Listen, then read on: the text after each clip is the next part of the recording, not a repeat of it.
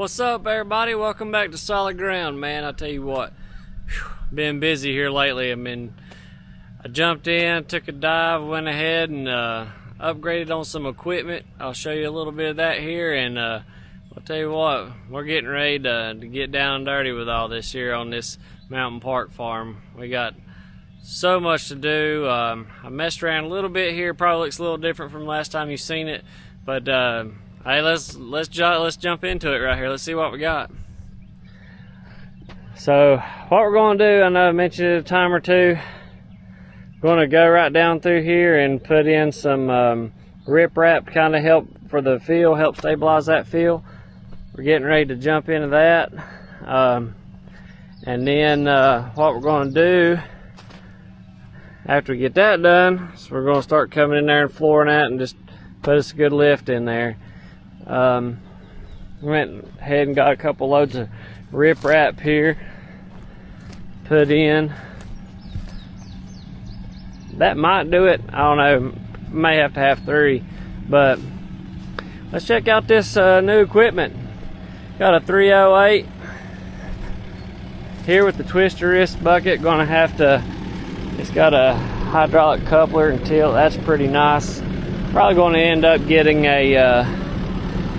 the digging bucket and thumb to go on there.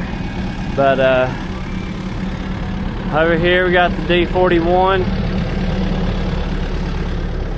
Apologize, I don't have my microphone right now, but been running that machine a little bit. Over here, as you see, we etched out this driveway. It's just in the beginning phases, just so we're somewhere where I get my truck in there and park it and kind of get it out of the way. But that's kind of the gist of the way the roadway is going to go. We'll go back into the back and put a place for a house up there. Went ahead and got some of these old spoils and put it down here in the bottom. I still need to clip a little bit right in here, shell that over to the edge, get all this floored in. We'll start bringing this up. We wanted to put a fill in here, but just a little bit, just kind of get started. But the old 308, pretty decent machine, I believe. Sure do hope so. But hey, we're going to jump in here and get this rip-rap in, and hopefully get that done today before this rain comes in and start filling. Let's get after it.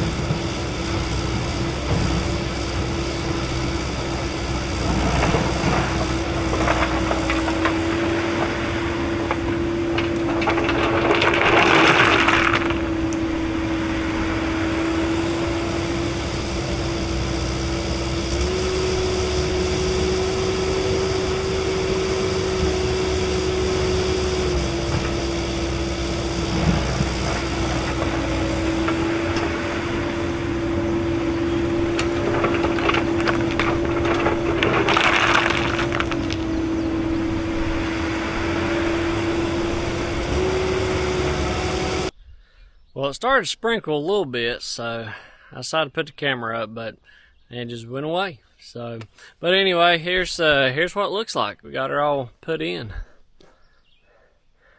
Got all that floored in there with the riprap. Should be good and stable now to build on, and we're gonna come right through here and probably right up to the edge of this and start building this up, pour all that in. Got it floored in. Start putting the lifts in, I guess I should say. Got all that fixed, and I'm gonna take a dozer and kind of grade this right here down a little bit and shape it up some, get it a little bit more level. It's kind of wonky in here in the middle. Got a high spot, get it cut out straight, but get that fixed. But yeah, I believe that's going to work great. That shouldn't go anywhere. Should lock right in there and hold together good. Now you can walk out there and clean the pipe out good and have easy access to that. But we're gonna hop on this old dozer right here and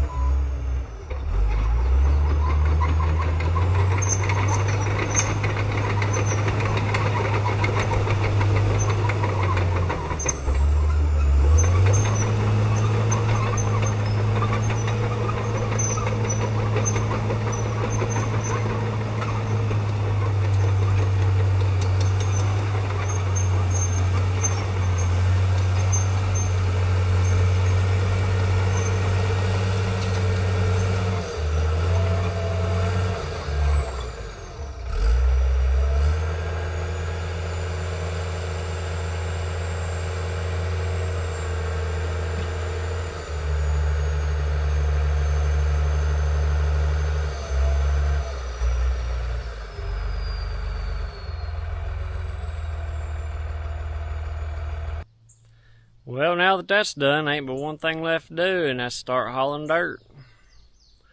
Put this bad boy to work right here. But yeah, we just sort of slicked that up a little bit and got that where it ride a little bit easier coming in and out, hauling. What we're gonna do is we're gonna start dumping right here and this in, and we're just gonna go that way with it.